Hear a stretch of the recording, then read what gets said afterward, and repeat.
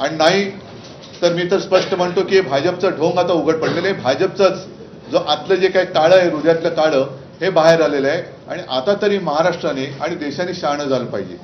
आम्ही जे लोकसभेच्या वेळेला म्हणत होतो की यांना संविधान बदलायचं आहे, संविधान बदलायचं आहे, दुर्दैव असं की संसदेमध्ये चर्चा ही संविधानावरतीच सुरू आहे.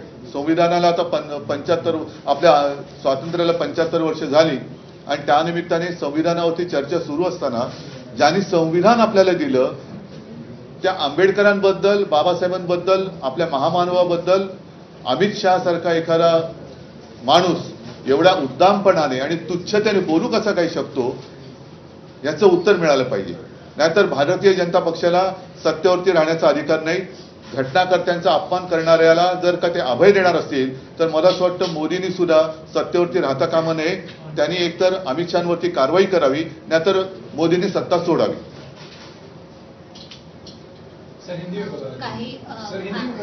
एक मराठी पहिले पुरा करतो. जसं कोश्यारींच्या विरोधात आंदोलन नाही, शेवटी आंदोलन आम्ही करणं बरोबर आहे. हे आंदोलन आम्ही करू, तो काय